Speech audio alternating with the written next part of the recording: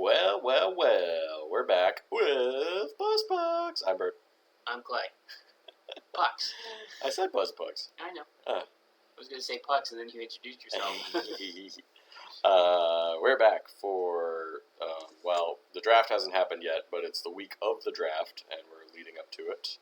We're recording on Tuesday. I believe the first round of the draft is on Thursday, or the first half of the draft is on Thursday. The rest of it's on Friday. And I'm going to be completely honest with you.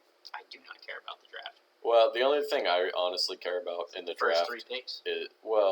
No, not even really that. But there's gonna be trades at the draft. I feel like that's more what I care about, or leading up to the draft anyway, because the Devils are like, maybe we'll trade the second overall pick, and Ottawa's another team at 7 that's like, maybe we'll trade. And there's already been a couple of trades. So there's already been a few trades, but before we get into any of that, what are we drinking, Clay? We are drinking Whalers from Rhode Island. It's their American Pale Ale. American Pale Ale. It's got a Rye sperm whale on it. Called Rise. Is that what it's called? Oh, there it is, yeah.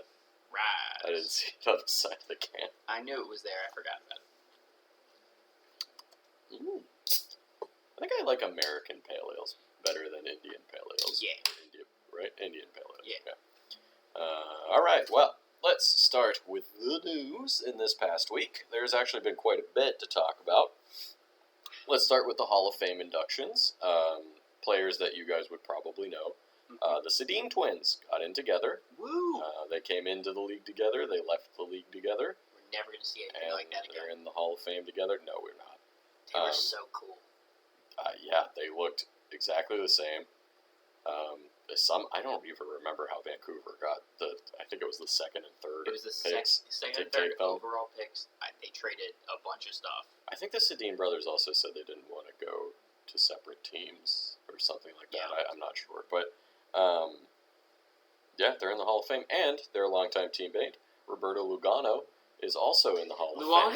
He made it. Luongo is also in the Hall of Fame, and joining them, joining the Twins, is a fellow Swedman in Daniel Alfredsson. Yep.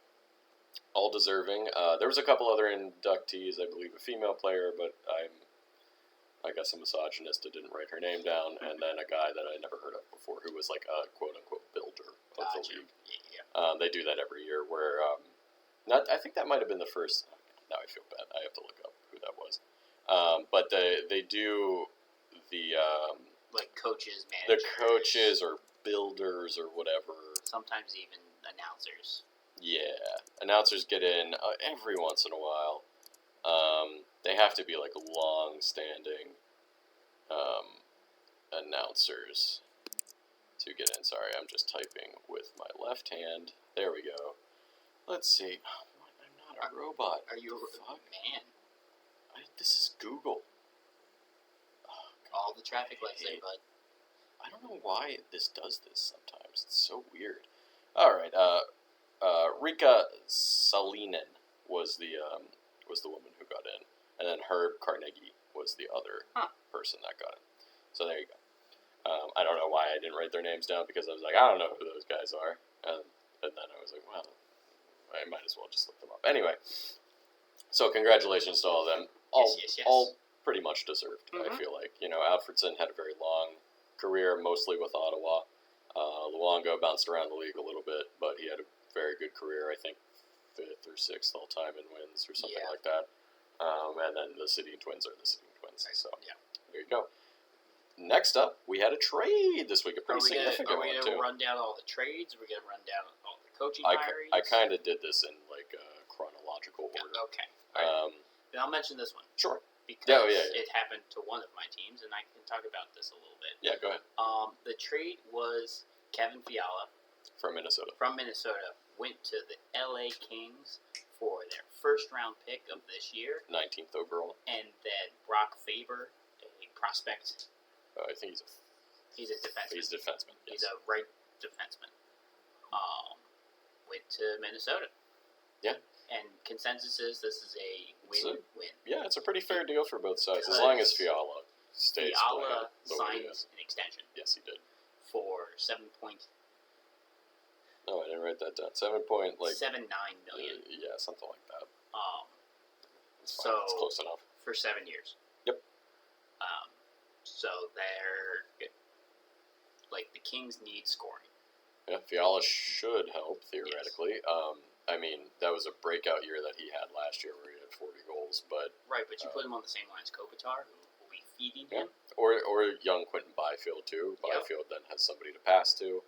I think it's a win-win. It's a win-win. Minnesota, I don't know that Minnesota would have been able to sign Fiala. He was an RFA, I but think the GM said we would have to trade 3 guys to keep Fiala. yeah, Minnesota's in a mess of a cap situation right now because of the Suter and Parise buyouts. But for Faber was like their 4th or 5th. LA has one of the best prospect pools. yeah, LA has done a good job building up their prospects. League right now, if not the best. Faber is their 4th or 5th top prospect. Still pretty good though, from what I've read about him. Yes. I think he's from Minnesota He's too. from Minnesota. He's in college. He could have gone back to college and then go to Minnesota for free next year. Yep. So like. Yep. So it's win-win. 19th overall is pretty good too. So I don't think Minnesota had a first-round pick outside of that. Also, I think they traded LA's a little bit backlogged. Like he would have been backlogged a little bit because there are right defensemen in front of him. Yeah. So this is. And honestly, LA doesn't need that 9th overall pick. They don't need more prospects right now. They need to add like veteran depth and scoring and all of that to their team, which they have begun to do. And I heard they're interested in Forsberg too. Yeah. So they have the cap space as far as I remember. So moving on, the Red Wings hired what was this guy's first name? His last name is Lalonde as their head coach. Why do I want to say Darren? Oh wait, hold on, I have to trigger it here. Derek Lalonde. That was pretty close. Derek Lalonde is the new coach of the Red Wings. I believe this is his first head coaching job. Yep, I believe he was an assistant coach for the Tampa Bay Lightning. That makes sense. That's why you haven't heard of him. That's why you haven't heard of him. That's why he's got a job. Good luck to him. Coach now. Another trade happened. Nashville sent Matthew Oliver, or maybe Olivier. I don't know. Because there's a lot of French-Canadian players whose last names look like Oliver. And it's Olivier. I think it is Olivier because there's that extra I after the that V. makes sense. Well, anyway, he got sent to Columbus for a 4th-round pick. Olivier is such a good last name. It really is. It's a pretty cool name. Yeah. That's really it. Olivier is kind of a rough-and-tumble player, which Columbus likes. Yep. Even without Tortorella, they like guys like that. So that adds some sandpaper to their team. Exactly. Okay. The Sharks fired their coach, Bob Bugner. Yes, they did. It was pretty late in the game to fire their coach. A lot of better coaching people have already been taken, so we'll see what San Jose does there. I've been following, it was one of those things where I couldn't remember if they needed a GM or a coach. They needed both. At the time, they didn't need. When I looked, they didn't need a coach, and they needed a GM. Now it's reversed. Now, that's true. We'll get to. They did hire. Well, I'll just say it now. They hired Mike Greer as their general manager. Yes, they did. And I believe they probably fired Bugner to give. No one knew it was going to be Greer at the time, but to give whoever was going to be the general manager, Mike Greer, his own choice of coach. Yes. And also, congratulations to Mike Greer, being the first black man to be a general manager in the NHL. Yep. That's pretty dope. That's Kevin Weeks was almost the very first one because he was interviewing for Pittsburgh's when they hired Hextall. But now Kevin Weeks is out here breaking news before any of the other guys, which is really funny. And he always does it in a really weird video where he's standing in front of something weird or he has like a trash can on his head or something. I love Kevin Weeks. There you go. Good luck, Mike Greer, because San Jose is a mess. Yeah. The Jets hired Rick Bowness to be their head coach. This is a stopgap until Trotz wants to come out of retirement. Probably. Yeah. If he ever does. In fact, if Trotz wants to come out mid-season, they'll probably be like, Bowness, you're an assistant coach now. Yeah, I think that's what he was going to be, an assistant coach. If they hire if they have like a gentleman's agreement, like if he comes out of retirement, exactly, maybe you just get bumped down. He's like, whatever. So, good luck. You're gonna need it. All right, let's run through a few re-signings. Nick Paul was re-signed by the Tampa Bay Lightning. This was a little surprising. what's surprising is the time. Now, yeah, it's only $3 million per year, It's very but good. it is for 7 years. It's a long contract. Don't see guys like bottom 6 guys get Not 7-year 7 contracts. years. No, not normally. So I think they did 7 years to bring down the cap hit. Yeah. He played well for them. He's not a big time scorer or anything, but he's a good defensive forward. Yeah, no. And you always need guys like that. So he scored those back-breaking goals against the Leafs. he did. That's true. He did score a few pretty big goals in the playoffs. So he had a really good playoff, and he got rewarded for it. So he's secure for the next 7 years, getting at least $3 million a year. Brock Besser. This one kind of surprised me. Brock Besser re-signed with the Vancouver Canucks 3 years, $6.65 million per year. This is a good deal. Yeah, it's not bad. I think it's only $650K more than his previous contract. I think so. So, he had a rough year last year. He lost his dad, and obviously didn't play that well. And it is nice to see a team be like, you know what, we got you. Yeah, come back. Let's run it back. Let's get you right. We'll give you a little more money. Because before that, he had a couple really good seasons where he was scoring 25, 30 goals. He actually hasn't hit 30 goals yet. He was in the upper 20s though, wasn't he? Yeah. He's had 27. So I think that's a pretty good deal for everybody. Right, and they didn't have to overpay to keep him. Personally, no. And he was not a UFA. He was an RFA. He was an RFA. So they weren't going to lose him unless they decided to lose him, regardless. But this won't tempt anybody to give him an offer sheet. Not that anybody usually does that anyway. It would be so much spicier if I don't think if teams would just nut up and throw out offer sheets. Do it for Robinson. Oh my god, it'd be so much fun. Oh, Eric Robinson would be a good one to steal. Let him keep Ottinger. Take Robinson. Yeah. That's pretty good for Besser and the Canucks. They keep a good top 6 guy. Andrew Cogliano re-signed with the Colorado Avalanche today. 1 year, $1.25 million.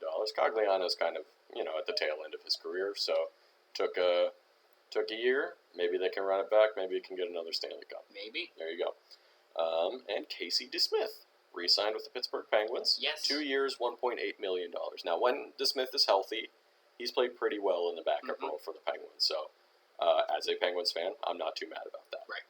I think his contract before was 1.5, so now it's 1.8. That's not that bad. That's not bad. And then I have to imagine goalie contracts in this free agency are going to be nuts because there's 10 teams that need a goalie and 4 goalies. Someone's going to 4 starting goalies. Overpay for Jack Campbell. Somebody's going to overpay for all of them. Yeah. So, true. So that takes the Penguins out of they only really needed a backup. They weren't going to sign Husso or Jack Campbell or anybody like that. But they don't have to throw $3.5 million at a backup goalie, which is what they're paying their starting goalie. So exactly. I got this one. Boston. Yeah, go for it. Hired Jim Montgomery as their head coach. That's really nice to see, actually, because Montgomery had all of those substance abuse issues, and which is why he left coaching job. Yeah, he stepped down from Dallas previously. Fun thing to get himself right. Jake DeBrusk took himself. I had that written down too. Yeah, he trade block. Yeah, he rescinded his trade request. So it seems that doesn't mean they don't trade him. No, it's true. Yeah, but there's a good chance. For DeBrusk specifically, Cassidy was the problem. He did not like Bruce Cassidy. It seems and like Cassidy didn't like him. They should trade him to Vegas. Oh man, it'd be awful.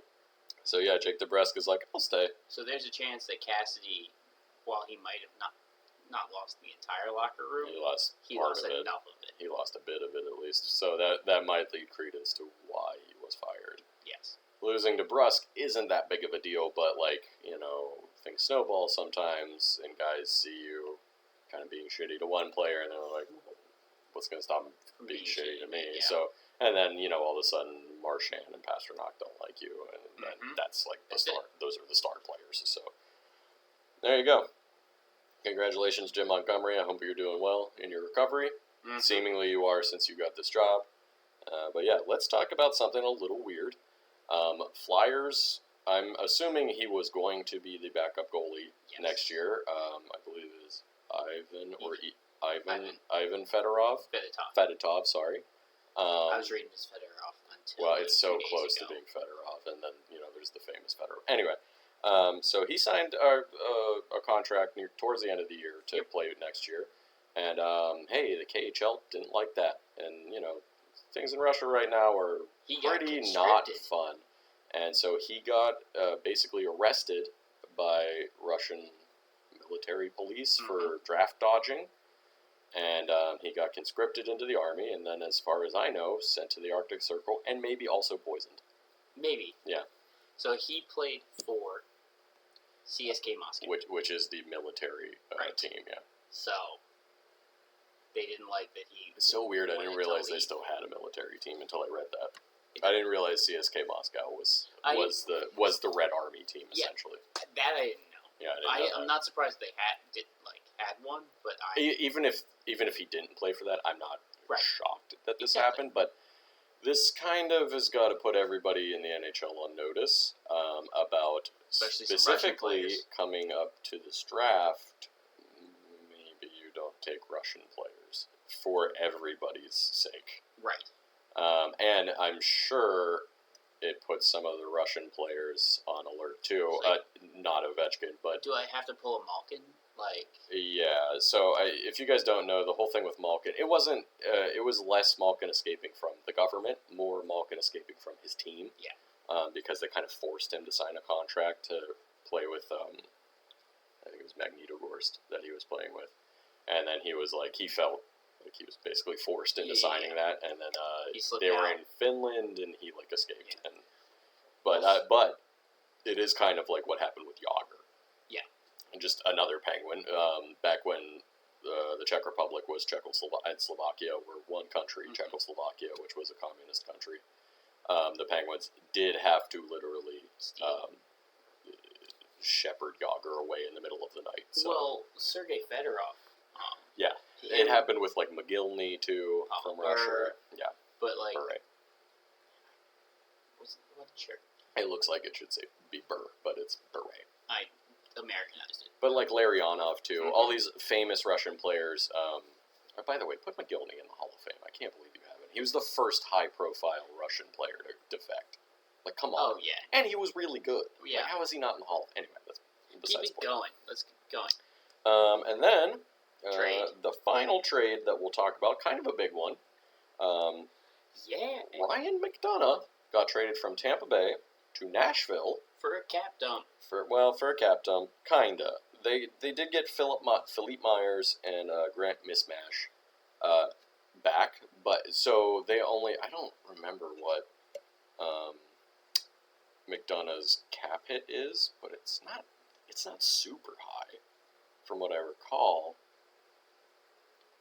I saw you looking at Rangers for what? I saw you about to click on Rangers when we were talking about McDonough. Well, he used to be the captain of the Rangers. See? What can I do? Oh, it's 675. Okay, I don't know why I thought it was 4.8 or something like that. But so I was surprised that they I didn't think they were gonna move.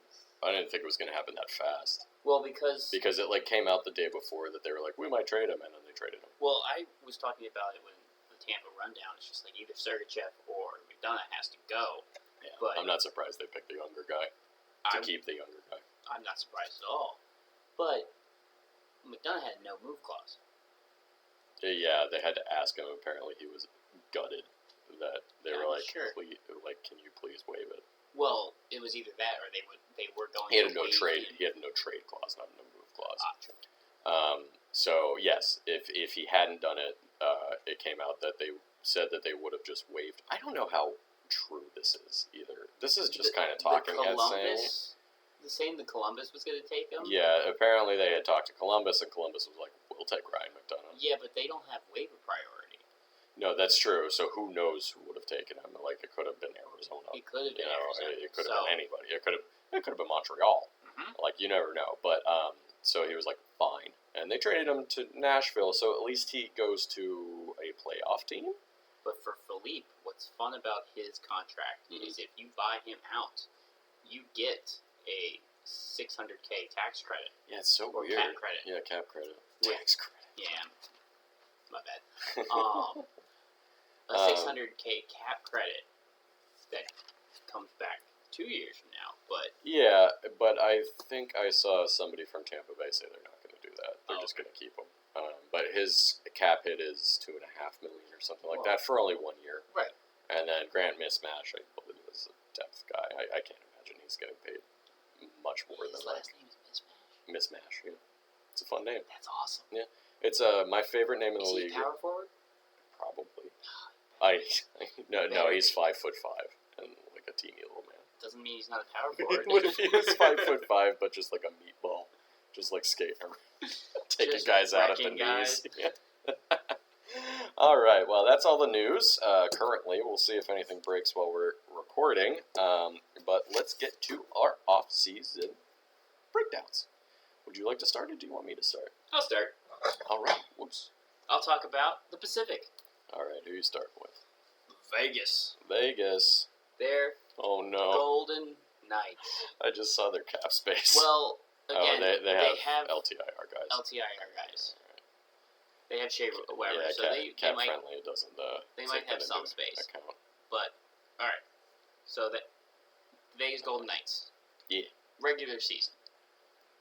43, 31, and 8.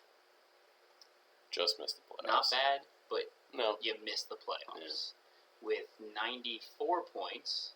Very close. They almost made the playoffs. Fourth in the Pacific. You know, they don't have a playoff record, so I'm just going to go and talk about their cap problems. Yeah. According to Cap Friendly, which again doesn't take the LTIR. No, so it is a little bit better than this. They are 2.6 million over the cap. Yeah, but if listeners remember, they did trade for Shea Weber, who is counting into that, and his 7.8 will come off of that. So really, they have $5 million in cap space. Right. Yeah. So they got $5 million. Their restricted free agents are Nick Waugh, 25-year-old center. His qualifying offer is $750,000. Oh, okay. Yeah, I'm sure they'll re-sign him for. But he is arbitration eligible. Oh, interesting. Had 39 points in 78 games. Oh, did he? Yes, he did. Keegan Colasar. That's a sweet name. Yeah. Keegan Colasar. Winger, also 25, same cap hit, but also, or same qualifying offer, but still arbitration eligible. 24 points in 77 games. I think they could probably re-sign both those guys for $2 million tops together. Nicholas Hague, defenseman. He's 23, 14 points in 52 games. Qualifying offer of 0.84. And then Brett Howden, who is a center. I believe he's on the injured reserve. Yeah, so is Nick Hague. 0.89. Qualifying offer, 20 points in 47 games. I see them getting all those guys back. I imagine they can bring all those guys back. Yeah. Because 2 of them are RFAs, or arbitration. Yeah. And 1 isn't. Or 3 of them are? You doesn't matter. You missed Dylan. Oh, no, I'm sorry. I misread. My bad. Yep. My bad. Never mind. So half of those guys are for arbitration, so a little bit more than those qualifying.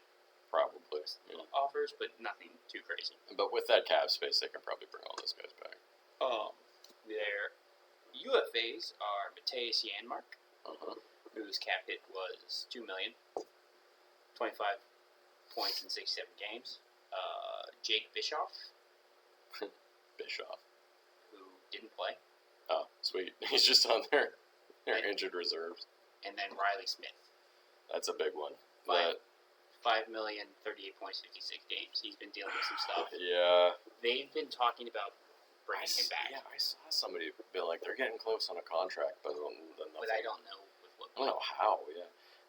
By the way, in case you guys don't know, this time of year leading up to the draft is like smokescreen time for the entire league. So some of the things you'll see a lot of being reported are true. Like, maybe they are working with Riley Smith. And I've seen people say, like, maybe they trade Nicholas Hague too, his RFA rights. Who knows if these things are true. They might just be throwing They, stuff out they there. might just be throwing stuff. Because Montreal keeps being like, oh, we don't know who we're going to take with the first overall pick. It's going to be Shane Wright. Shut up. It's definitely going to be. Or that one. It's going to be either Shane Wright, Logan Cooley, or Huvar Slavkovsky. I believe his name.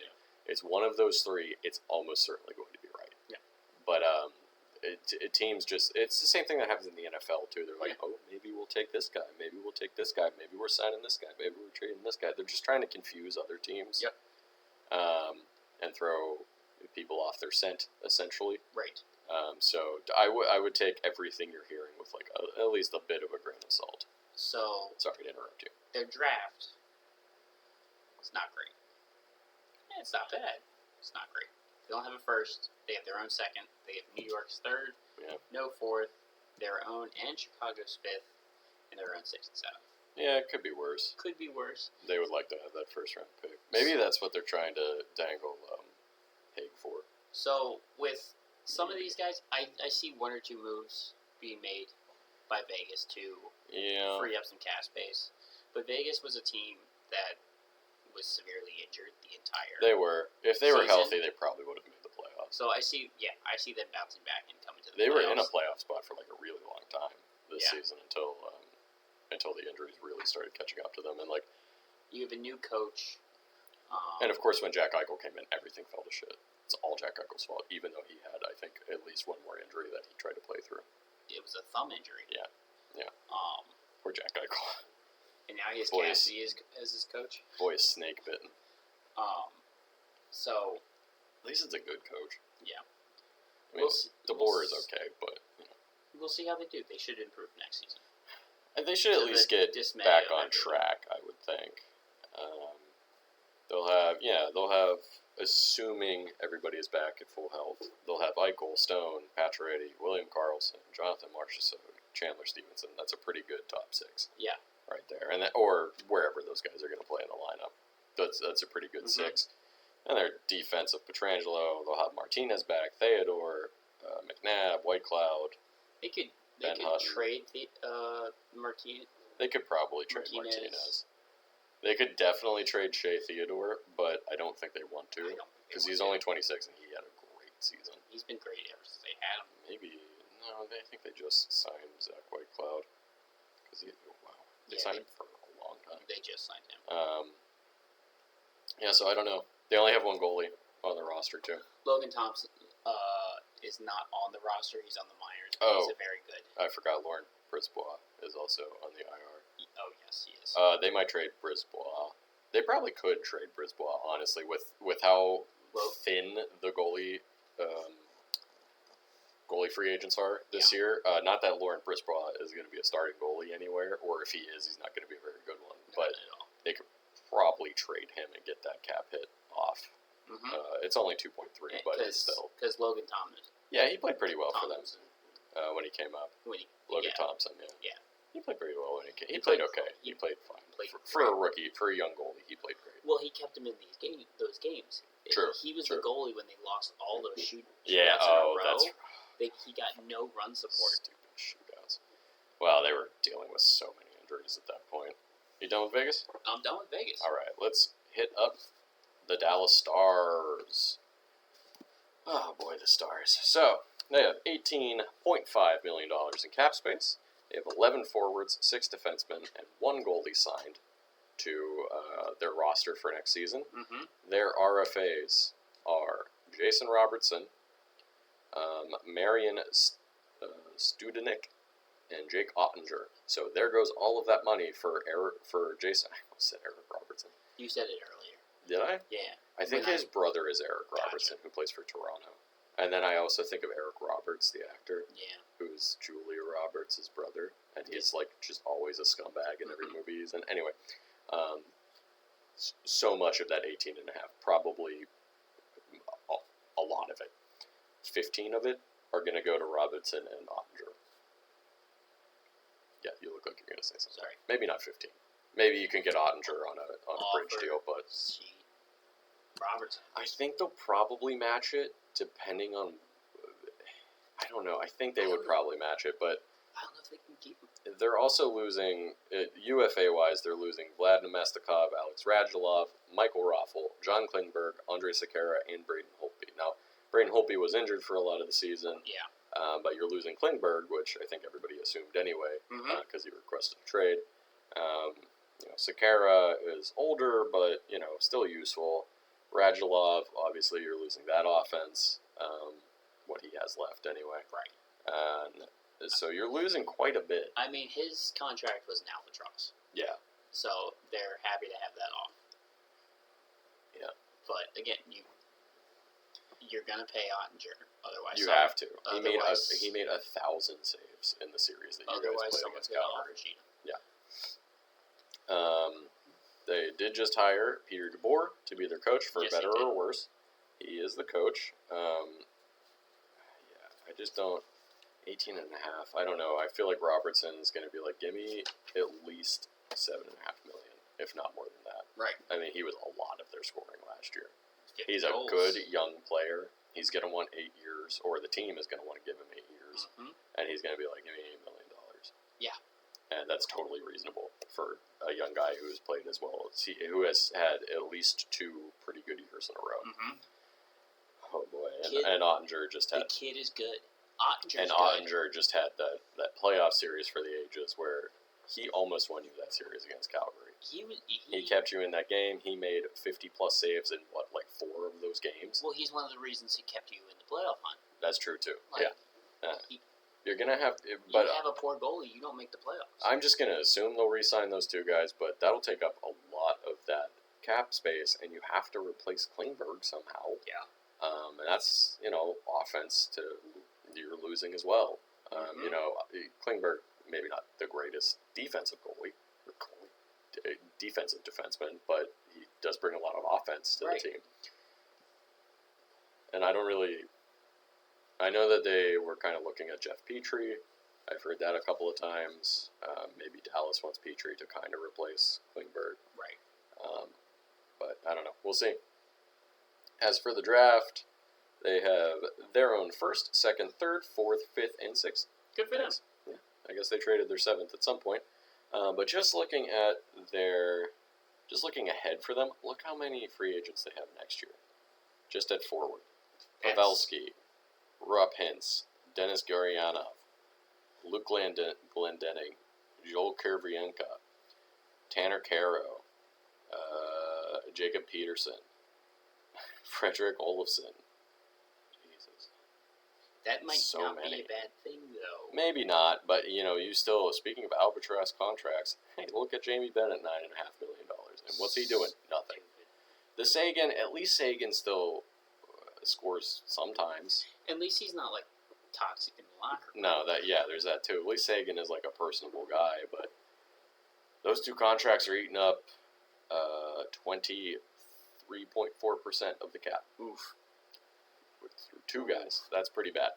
So, I don't know. I think Dallas is going to have to get creative. They're probably going to have to shift somebody off to help with defense and filling out the rest of their roster. But they got Wedgwood.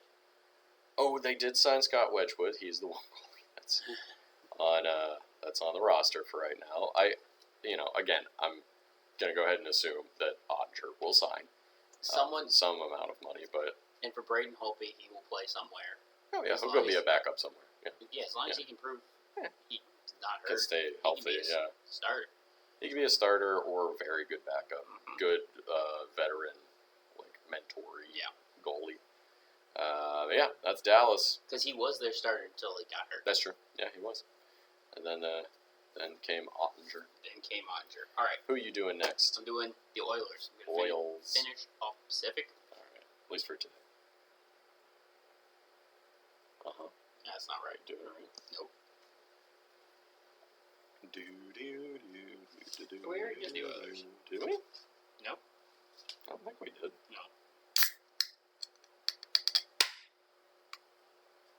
Do. Clay looking at his notes. Do. Clay looking at his notes. Seattle, He's please. pretty. Do you want to do Seattle instead? Yep. All right, let's do Seattle instead. We'll do Edmonton next week. Look at those draft picks. Holy hell. Yep. All right, Seattle. Seattle, please. Woof.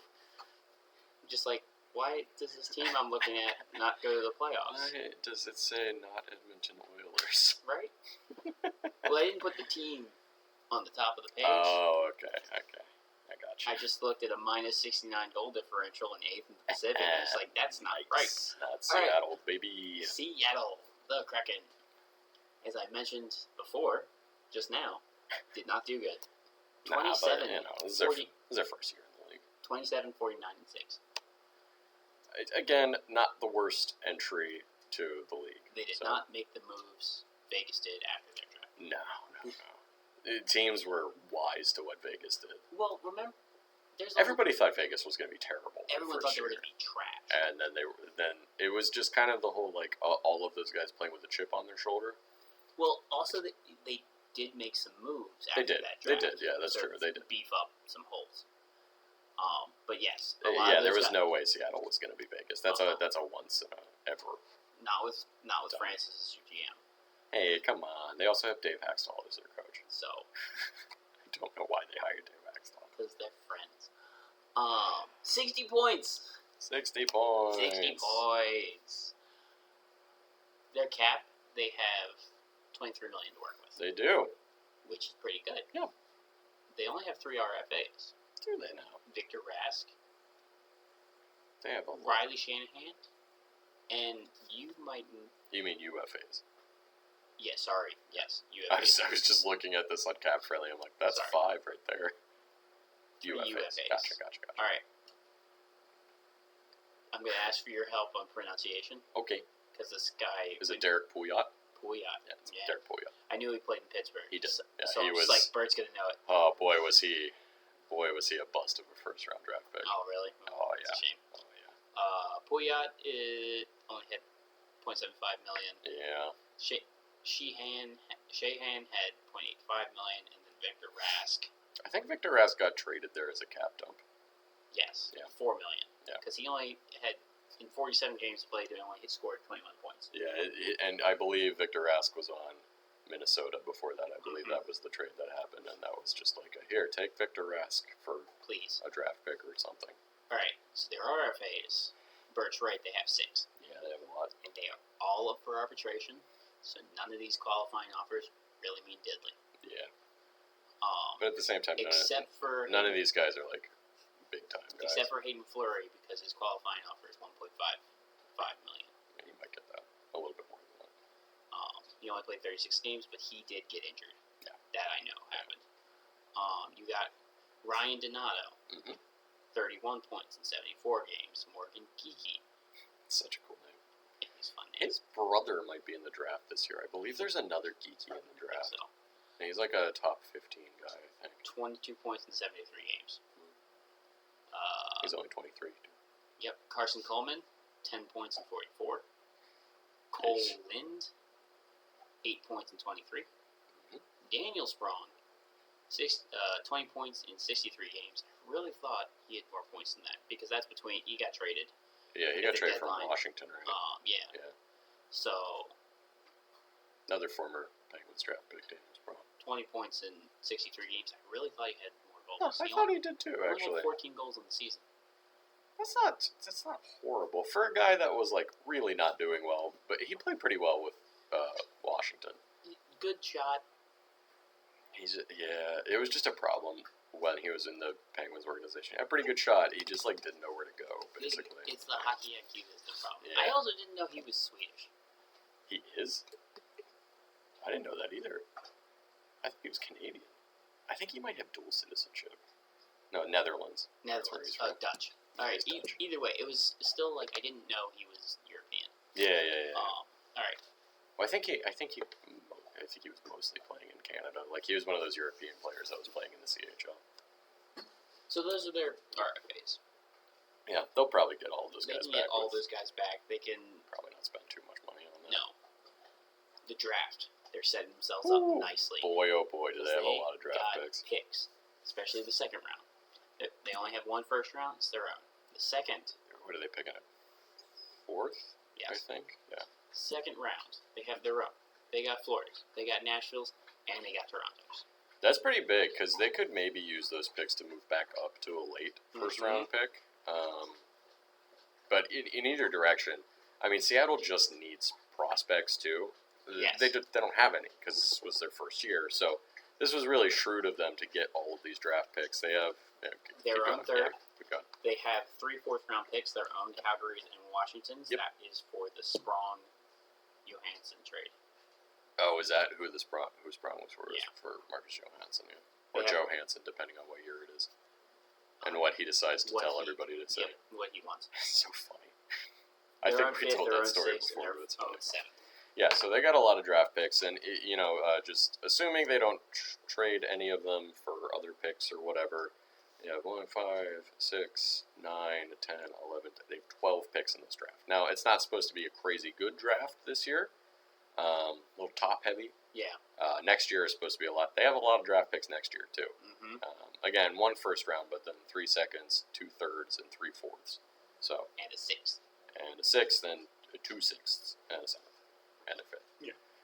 So Sorry, I meant like an extra six. yeah. So they're set up pretty well, and I heard they're going big game hunting in this free agency too. Like they want to improve. Kadri. They want to prove. They maybe want Kadri. They maybe want John Klingberg.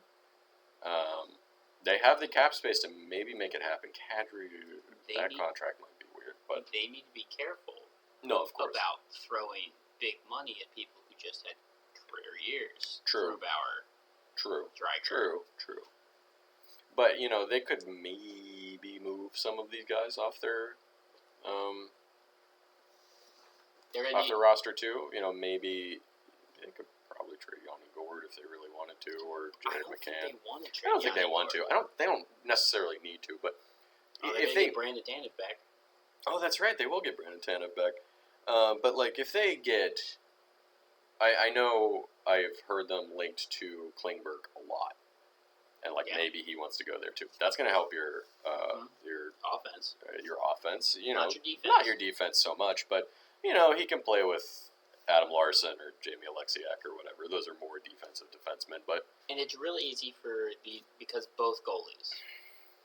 Yeah. Were bad. Yeah, they were pretty bad. So they have a lot of money wrapped up in their goaltending. 11% of their cap. Yeah. And they had both Grubauer and Dreiger had career years, but in the wrong prior way. to that. Yeah. No. Oh, I understand. In the wrong way. Yeah, they were so bad. What were the metrics? It was similar to New Jersey. It's their defensive metrics actually weren't that bad. It was the goaltending was garbage. So bad. And it's crazy because Grubauer and Dreiger were coming off of years where they played really good the previous year, especially Dreiger. Well, Dreiger left Florida to be a starter and not be behind Bobrovsky. Yeah. And that didn't work out for him. Yeah. And then Grubauer, everybody was confused that they signed Grubauer because they were like, well, you had Dreiger, and then they signed Grubauer, and they were like, what? That's what? What are you doing? And then they both stunk. Sorry, I'm happy my dog ate because she hasn't eaten all day. Stupid fireworks. First of all, I hate you if you shoot off fireworks in your yard. It scares the shit out of my dog. And I was so upset for her yesterday. I know, baby, I know. Anyway, let's move on. Let's talk about... Sorry, what I was saying is there's a good chance that they go back to their own mean and are not dog poop. And if that's what they do, I mean, and they add a Klingberg or maybe a Kadri or someone else in free agency, that's 5 more wins. Might be a little more. Those goalies did lose a lot of games. If Grubauer and Dreiger go back up to just their normal level of play, I think that's got to be good for it. That by itself has got to be at least good for 5 more wins. Yeah, that's what I mean. If not more than that, because they were really bad. They lost a lot of games. You bring in somebody like Klingberg or Kadri or someone else, and who knows what they do trade-wise, too. They have all those draft picks. That'll help your offense and maybe get you some more wins. 100%. I'm not saying playoffs or anything like that, but in the right direction. I think all they're looking for next season is, you okay? Clay is looking at his notes and is just arguing with himself in his head. I can see it. Just so confused. So we'll see. I think Seattle just wants to improve next year, which they could do very easily if their goaltending is anywhere near competent. So I brought it back. Okay, Don't worry you about got it. You got it figured out now. Yeah. Okay. Well, you have a whole week to lose it again. So. I only have 2 teams. It doesn't matter. I don't know. Have you met you? No comment. Let's move on to the St. Louis Blues. I actually don't have a ton to say about the Blues. They're in pretty good standing currently. They only have $9 million in cap space, which, isn't a ton. But they have 11 forwards, 6 defensemen, and a goalie signed to the roster next year. Their RFAs are Nico Mikola. That's a fun name. Nico Mikola. And Scott Perunovich, both of which are defensemen. I think they could easily bring those guys back. Yep. For not too much. I don't know. I didn't go into qualifying offers like you have, but those guys weren't they weren't world beaters, and they're both fairly young, so I think they could probably be brought back for maybe 1.5 each, which I assume they'll probably do. Now, when we get to their UFAs, those are a little bit more tricky. They're losing Tyler Bozak, not a huge loss. They are losing David Perron, and I know I've already seen them be like, "Ooh, I think we'll try to bring back David Perron." Right. Because he's played very good for them. Yes. In recent years. They are losing Nick Leddy. Yeah, it's kind of not that big of a loss. Billy Huso, though, might be a bigger loss. They're not bringing him back. No, because Huso alone. Cap space again? $9 million. Yeah, they're not bringing him back. Not with those other guys they need to sign. So Huso is in a weird position where he is actually old enough to go to UFA because I think he's 27. That's basically when you stop being an RFA. Yeah. I think it's years served, but it's years under control for a team. But usually that ends up ending at 27. Now there's some exceptions to that, but it's usually 27. So he really has only played in the league for this year. He played pretty well. Played very well. And the goalie market is paper thin this year. The only starters out there other than himself are Jack Campbell, Darcy Kemper if he makes it to free agency, and Marc-Andre Fleury, again, if he makes it to free agency and doesn't retire. Yeah. So Huso basically might just get the second wave signing after somebody signs Campbell. And, Toronto might sign Campbell. You never know. But then Huso's the only one on the market. And there's 7 teams that need a starting goaltender. Yeah. So he's going to get a lot of money. So I would go to free agency too. Honestly. 100%. Because just off the top of my head, Edmonton needs a goalie. Just contender-wise, Edmonton needs a goalie. Maybe Washington needs a goalie. There's others. Toronto needs a goalie, especially if they lose Jack Campbell. Minnesota might need an upgrade in goalie, especially if they're losing Fleury, because then they'll just have Cam Talbot. And then there's plenty of other not playoff teams that need goaltenders too. So somebody is going to give Billy Huso a lot of money, right? And you know what's funny? Our coworker knows his girlfriend. Your boss knows his girlfriend. Really? Yeah. Yeah, he showed me a picture. He was like, check this out. I know Billy Huso's girlfriend because I worked with her before. And I was like, oh, she should lock that down. He's about to get a lot of money. And he's like, I think she's got it locked down already. Yeah, I can't believe he didn't tell you that. Good for her. Well, he always talks about hockey to me. Yeah. Yeah, that's interesting. So, tangentially, we kind of know Billy Huso's girlfriend or fiance or whoever. Transitive property. By the transitive property, we also know her. Come on our show, Billy. We'll be nice to you. I got nothing more to say. Come to my condo. Meet my dog. Tell me how much you hate Bennington. All right. So that's really it for St. Louis. Or if you don't hate Bennington, that's perfectly. He might not. Perfectly. He might not. Well. They might be buds. You never know. Goalies are crazy. Yeah. Goalies are, of all hockey players, goalies are nutbags. It doesn't matter the sport.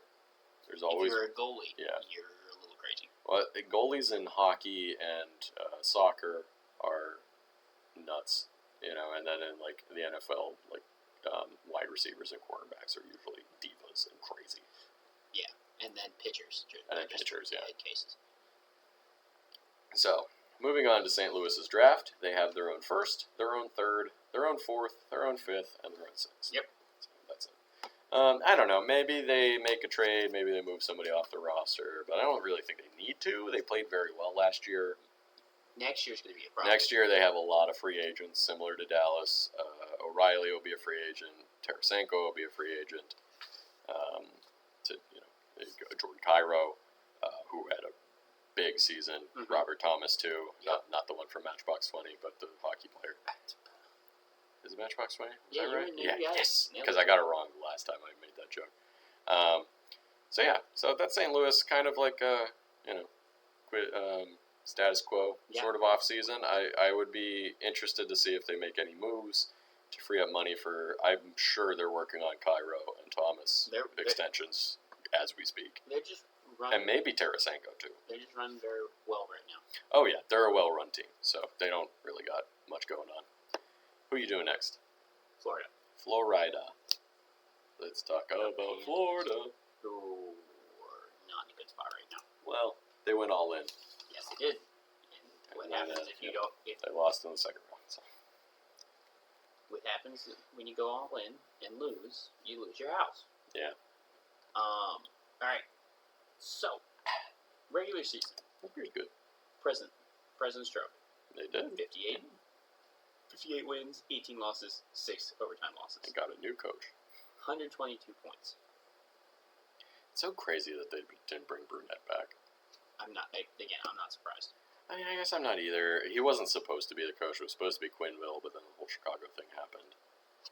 If the rumors are true that they went out the night before they got... Oh, there's that too. Yeah, there's that too. Like, out till 3 a.m. You know, I will say, as gross as Quenneville sounds like he is, that wouldn't have happened if Quenneville was there. Exactly. Yeah. And Burnett seemed like a coach who let them do whatever. Yeah.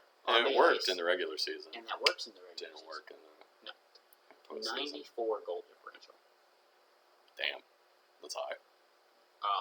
The playoffs, they went 4-6. Yeah. Got swept in the second round of Tampa. And realistically, probably should have lost to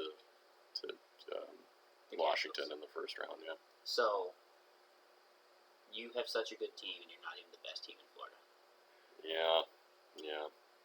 Which is crazy for a hockey team. Yes.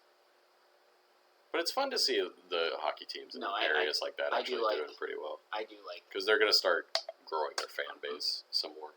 I do like warm weather hockey teams doing well. Yeah. Their cap is $3 million. I'm shocked they're not over. They did some moves, but they're UFAs. They're talking about their UFAs. Oh, there's a lot. Let's do the RFAs because they're 2. Okay. E2 Lusterainen. Mm-hmm. I didn't put his position. He's a center. 26 points, 78 games.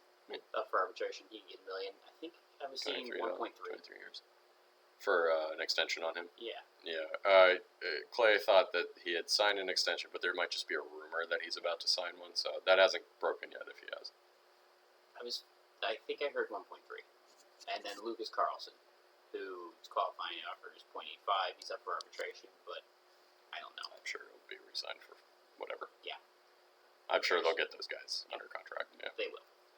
The UFAs. Ooh, there's a lot. There's 9. Yeah. There's 9 UFAs. You got Noel Acciari. You're close. Noel Acciari. His cap hit was 1.6. It doesn't matter. He's all right to go. Yeah. I'm sure he'll get re-signed. He only played around 20 games. Oh, really? Was he hurt? I think he was hurt a lot. Interesting. Because if I remember correctly, not this past season, but the season before, he played really well for the Panthers. I think he was hurt. So he must have been hurt this year. Maxim Mammon. What a name. Played 40 games. 14 points. Joe Thornton is 42. He's retiring. Did he say he's retiring? No, but he had. How are you still playing, League Joe? min, 34 games. He's gonna go to the Hall of Fame. 34 games, only 10 points. I assume he was scratched for a lot of the season. He was scratched a lot. He just doesn't have the legs anymore. Peteri Lindholm? Sure. Defenseman. That looks close enough to me. Limbaum, maybe. I think it's Limbaum. It's the first name that Close was confusing. enough. Patiri. And then Marcus Nudavera is another defender. I didn't even know he was on Florida. 2 points. He was on the IR. Yes, he was on the IR a lot of the season. Yeah. So those are the smaller guys. Yeah. But And then all the rental players from last year. The rental players are Claude Giroux. Yeah, they're not re-signing him. Ben Sherratt. Yeah. Robert Hagg. Yep. And I had not a rental player, but I forgot to mention him, Mason Marchment. I was going to say. I didn't realize Mason Marchment was 27. He's 27. He's now a UFA, like you said. Yeah. His cap hit was only 0.8. Somebody's going to give him. He had a pretty good year, didn't he? Unfortunately, he dealt with injuries, especially towards the end. He played 54 games, but had 47 points. Yeah, somebody's going to give him a good. He was the. I know he's not going to get a ton of money. He was their player of the week a bunch. Yeah. On their third line. Yeah, I remember that. Somebody will give him a good amount of money for a depth guy, like $4 million or something. They're like not going that. to be able to keep him. Not him. Probably not Giroux either. There's wild theories about where Giroux's going to sign. There's theories about Sherrod. Yeah. Like Hag could be very good. If Hag doesn't want to pay increase, he can stay. He can stay because his cap hit was 1.6. I imagine he'll probably want at least a little bit more money. Yeah. And honestly, thank God they got him because Sherrod got injured. Yep. Like right at the end of the season after they traded for Sherrod. Yeah. Yeah. My favorite thing, I meant to mention this when we were talking about the news. My favorite thing about this time of year too is that the talking heads, the actual insiders, not me and Clay, will be like, "Oh, I heard this team might be looking at this guy," and then you look at how much cap money they have, and you're like, "How? Now, How are they going to sign him?" So I always just think those are funny, and sometimes it does happen, and then they like trade like two other guys, and I'm like, okay, they make was moves, that really worth it? You know? Draft is not as bad as it could be. You don't have a first, you don't have a second, but you have a third, fourth, fifth, sixth, and seventh. 2-6. They have Toronto's, but they don't have a first round pick for the next 3 years. Yeah, that's rough. They went all in this year and unfortunately fell short.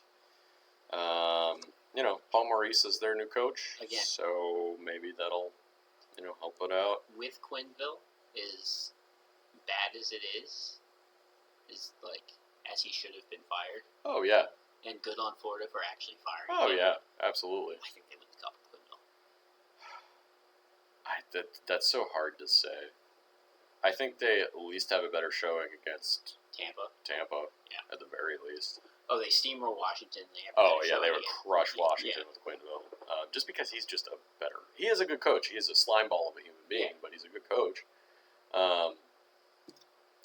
Yeah, I don't know. Did you see he's trying to ask the league if he can come back? Yeah. After 1 year. Go to hell. It's just like, no, you go to hell. Not with what you helped cover up, bud. No. Now there's this whole thing with Hockey Canada too. Like something happened with that. I didn't look into it because I was already like, I'm so upset about so many things in the world right now. I don't need to get more upset. There was one player who did came up. So there was a sexual assault by some of the players. Yeah, it was, and it was almost by like the whole team or something like that. It was about like 6. It was by a lot of them. Yeah. This is the junior Hockey Canada team. Yes. The team that got accused of this. Yeah, but I found it funny because one player did come out and say, "It's like I wasn't even there." Oh, I don't remember who that was, but yeah, I can't remember who it was. He was like, "I was in Europe when this happened." He was in Jamaica. Oh, he was in Jamaica. That's I was right. like, "My alibi is airtight. I'm gonna put this out here." And I have the receipts for I have an alibi. I have people that were there with me. I was not there. Stop speculating. It wasn't me. Yeah, I can't remember who that was, but it was funny that that guy was like, "I wasn't there. It was not me." I just want to throw that out there. But you know what? People should be held accountable. Mm-hmm. And honestly, if these guys are panicked about it, you should be. You shouldn't do shit like that. So the I don't know. I don't know all of the facts of this story. So my issue is, like, Hockey Canada is such a big organization. Yeah, it's huge. There are going to be slime balls that get in. Oh, absolutely. And the job is to... With any big corporation. Yeah. Or any big job. You know?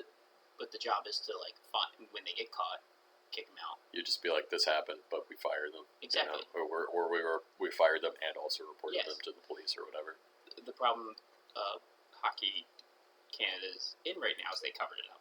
Yep. It's always... honesty is always better, I feel like. Especially when it's just like one or two people doing it. You could just be like, it was them. We fired them. Go arrest them. You learn this as a child. You always get in trouble for lying. Yeah. More than the actual... It's always worse. It's always worse if you try to cover it up. Always. Nixon. I am not a crook. I am not a crook.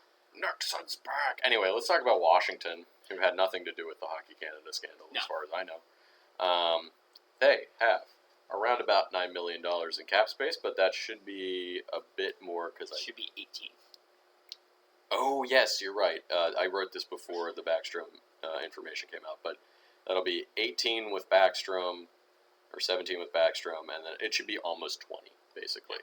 Because between Backstrom and Hagelin is not going to play. Backstrom probably won't play next year. So that is actually probably $21 million, which is quite a bit. Cap circumcision for the win. Look, it's not circumcision. He's trying to get you to say that the entire time. Circumvention. The episode's over. We're not saying fuck Washington. You know what? We're not going to talk about the Penguins either. No, circumvention. Fuck you, Clay.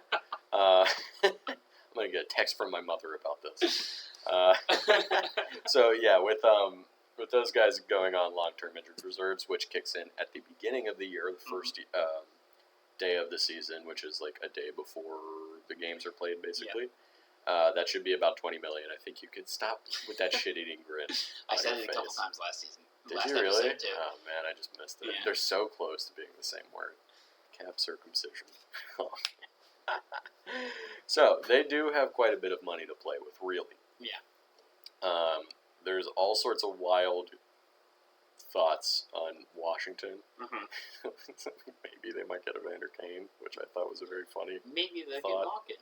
Maybe. I don't know. Yeah. It doesn't seem like he's close to a contract with Pittsburgh, so...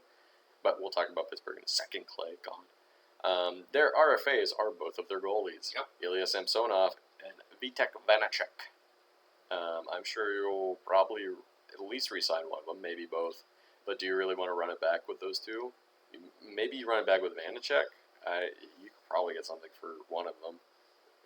The problem is, like... I think you need a veteran goalie to go along with one of them. I think you pick one, and then you try to trade the rights of the other one, and then you bring in Braden Holtby. Yeah. Maybe. He might come back. So, like, Ilya Samsonov, he has, like... He's such a good... He's got the skills. He's Mike Smith. Yeah. He's a young Russian Mike Smith. He'll have a very long career then. Well, if he doesn't flip another ATV on himself, then he might. Or he doesn't get sent to a gulag if he goes back to Russia. He might not go back to Russia. But he had that back injury. Yeah, it really kind of messed him up. Who knows? Maybe they feel like these guys will kind of bounce back next year. Maybe Samsonov might bounce back, but... Goalies take a longer time to develop. That's true. They're young goalies. Vanacek improved boatloads between the previous year and last year. He played pretty okay he played pretty well for stretches of this year, not the entire year. No. For stretches of this year. But to your point, look at a guy who I believe now has the third most wins in league history. Marc-Andre Fleury was terrible when he first came up. Bad. And now part of that was Pittsburgh rushed him a bit. I think he played for them when he was like 19, which was not a good idea. And they brought him up, sent him down, brought him up, sent him down. You don't do that to it. No, it wasn't a good situation. Now, eventually, he turned it around and became a Hall of Fame goalie. He became Marc-Andre Fleury. But at the beginning, I remember distinctly because it was right around the time I was starting to pay attention to hockey. Because Penguins took him first overall in like 03 or something like that. And you're just like, this kid sucks. And you're just like, ooh, those are like really bad goals he's living in. But he turned it around. Mm-hmm. He's a 3-time Stanley Cup champion, Hall of Famer, definitely. But so you think of it that way. They can turn it around. They can become any player can turn it around if they're young. Yeah. But I just feel like the way to go is to keep one of them and get a veteran goalie. Maybe even you try to get Marc-Andre Fleury, and then ship off the other one for I don't know, second or third round draft pick. Yeah.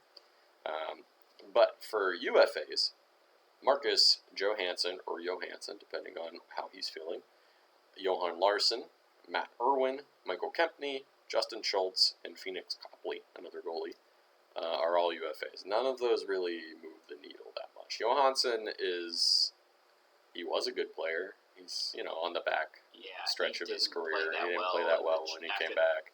Yeah.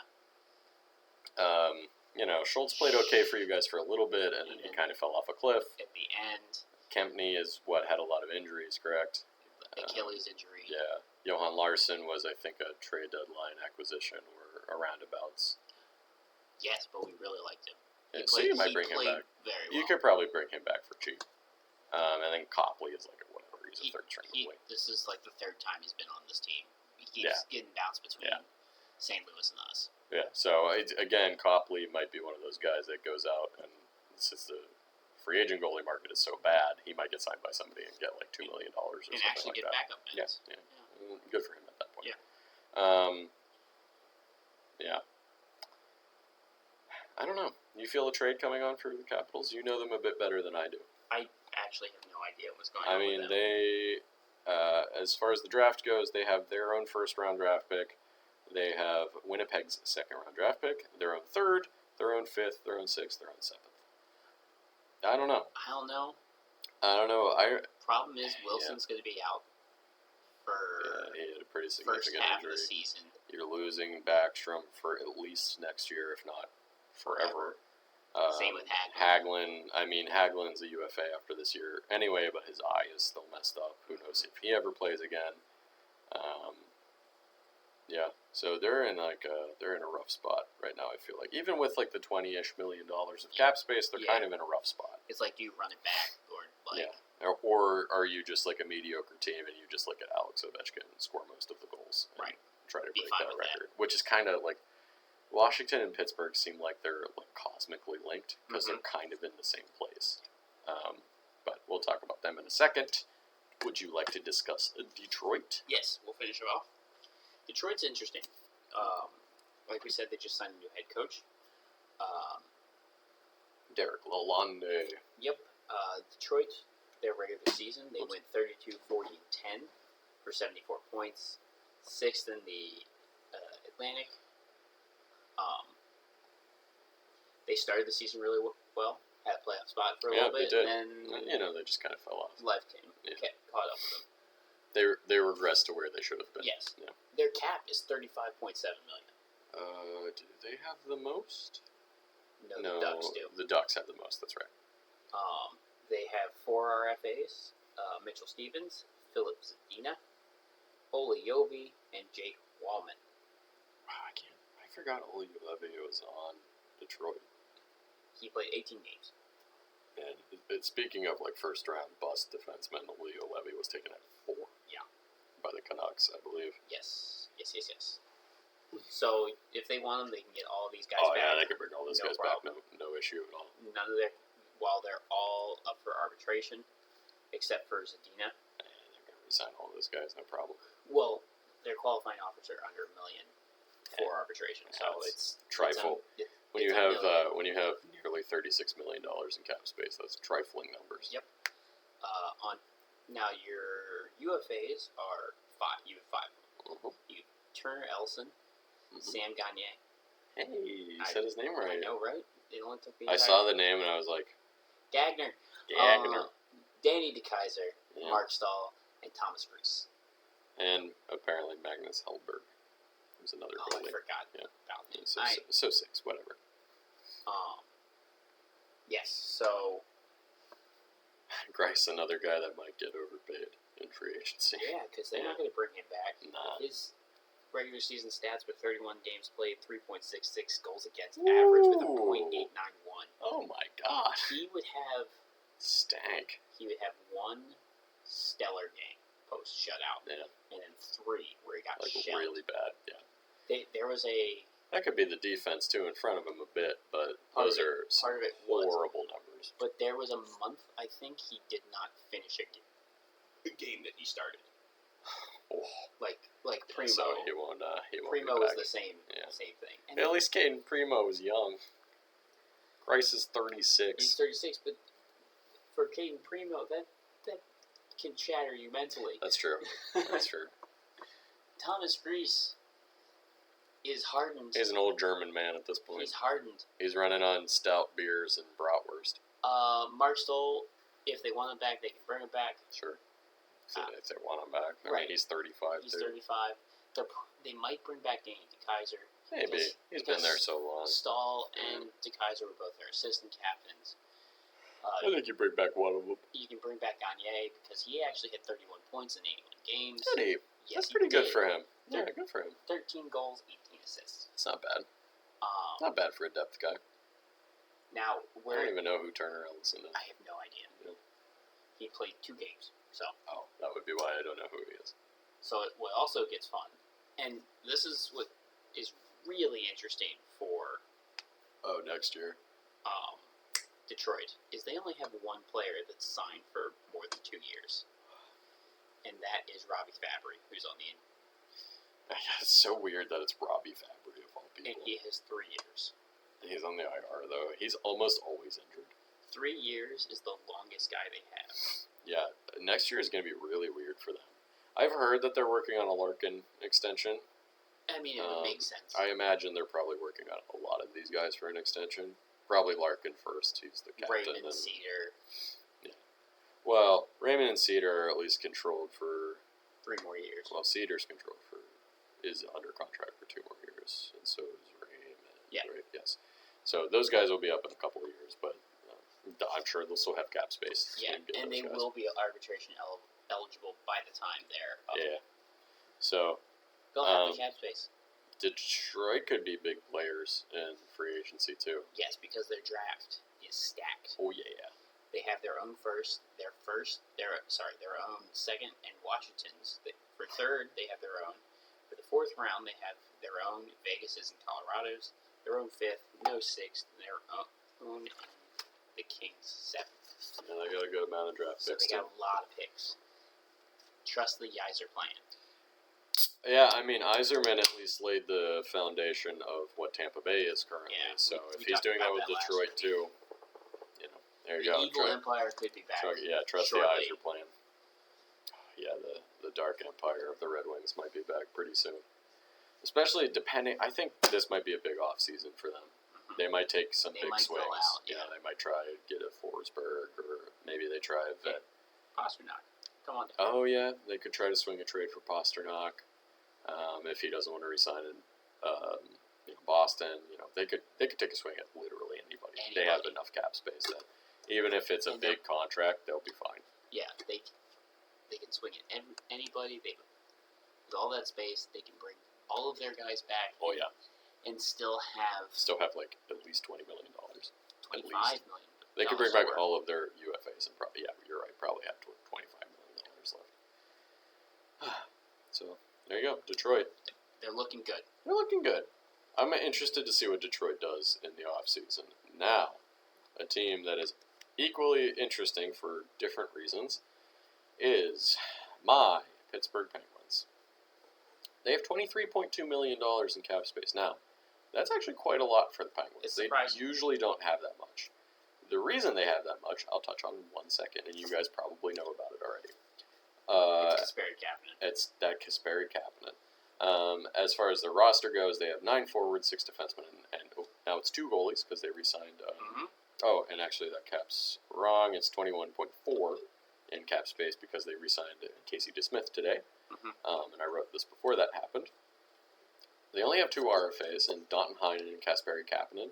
I think Heinen's contract was like $1.1 million, so I actually like Danton Heinen quite a lot. I want them to re-sign him. He had like 18 goals, I think, for the Penguins.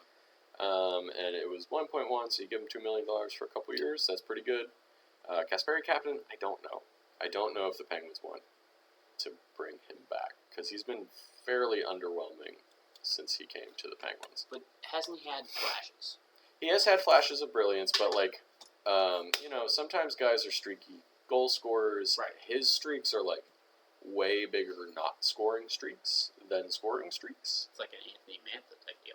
Yeah, so I don't know. Maybe if they're like, yo, take 2.5, come back for another year, let's see what happens. I wouldn't be against it. Right. Because he is very, very fast, but he just cannot. He can't finish. He's not a really good playmaker. He's got to get better at like jamming in goals. So it's and like, then he'll have like a much better. like a Hagelin. Sort of. Yeah, sort of. Yeah. Hagelin's a better Hagelin-ish. Yeah, Hagelin-ish. But Hagelin has like hands of stone. Right. When it comes to scoring, and Kapanen is just like, I don't know. He just like, he'll be in the right position and then he'll just totally miss the net, So, I don't know. If they bring him back, I'm not going to be, as a Penguins fan, I wouldn't be super upset, but it depends on how much money they would give him and for how long. Now, to the very interesting part, they're UFAs. I know all of you guys are wondering what they're going to do with Brian Boyle.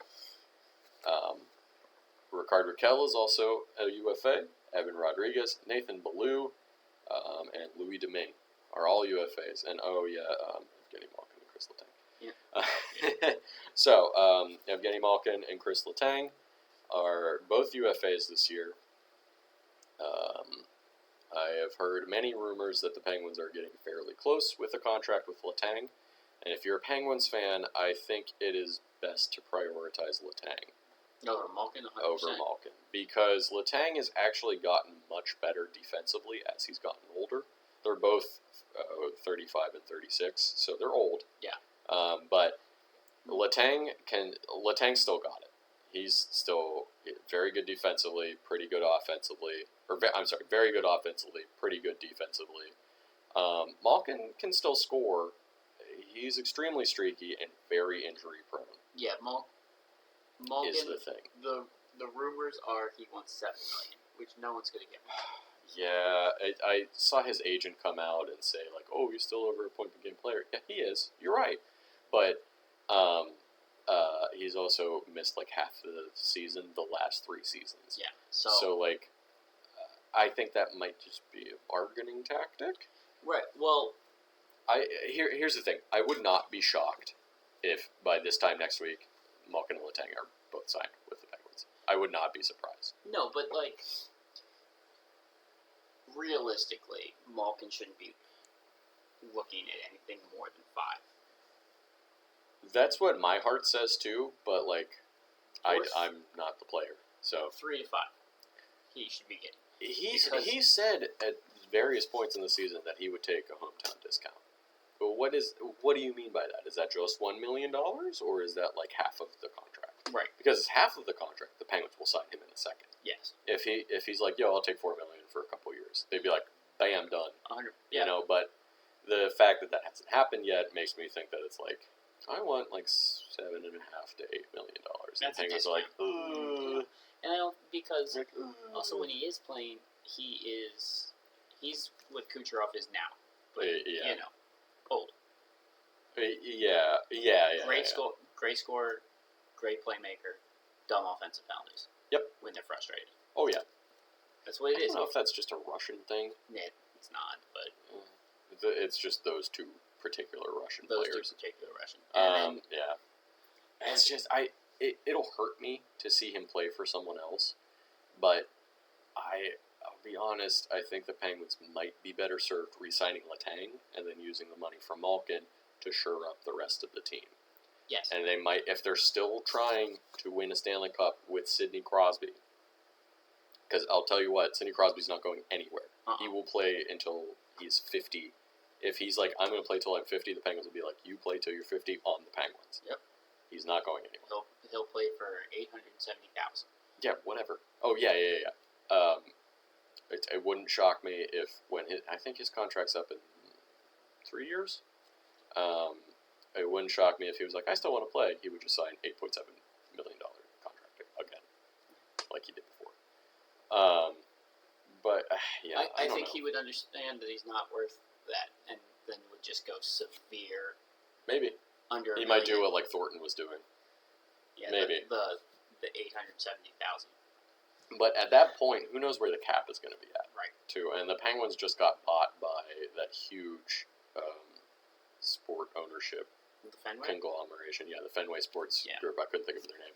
But they own the Red Sox, and they spend tons of money with the Red Sox. They spend tons of money with Liverpool, too. And so if the cap goes up, I'm certain that they will spend tons of money with the Penguins. They didn't buy the Penguins to be cheapskates. Right. You know?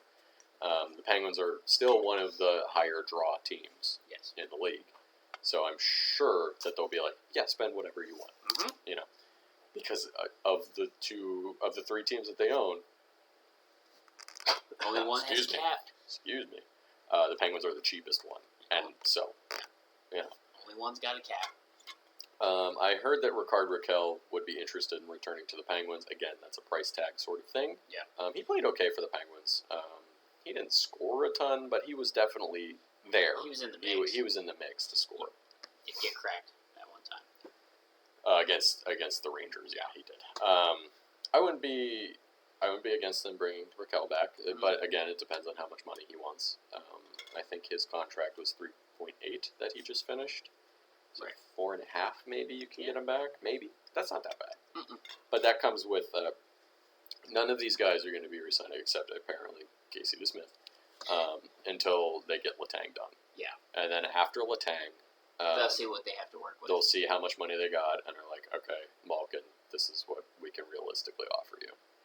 You know, and I saw somebody, maybe it was Scott Burnside, I can't remember, was like, something that wouldn't shock me is if the Penguins and Malkin kind of have an agreement that he can go to free agency, and if he doesn't get what he wants, he can come back to the Penguins, and then they'll work something out. Mm-hmm.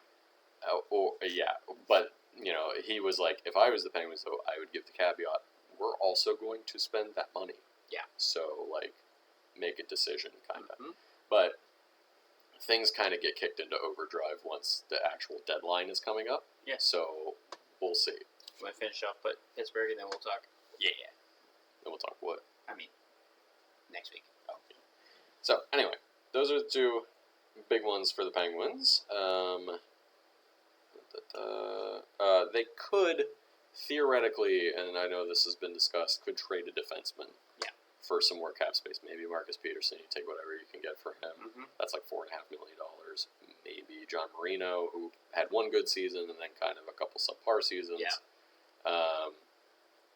And then maybe Brian Dumoulin, who's another $4 million. I'm not saying trade all of them. I'm saying trade like maybe one of them. Yeah.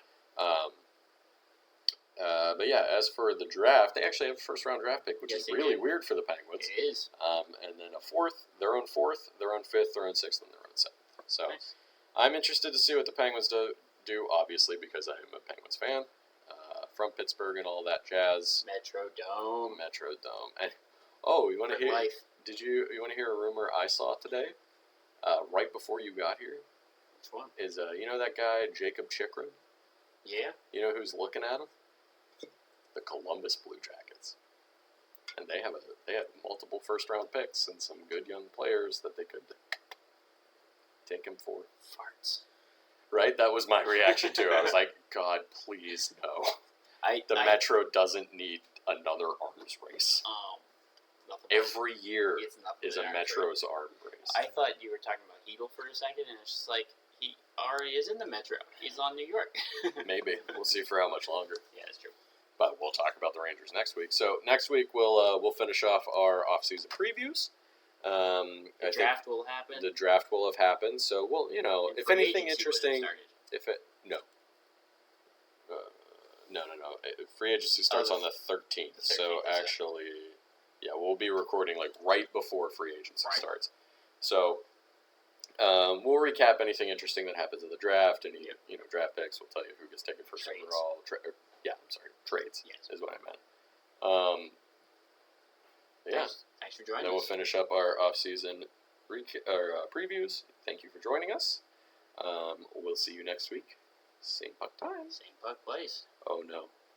Oh, there it is. Bye. Bye-bye.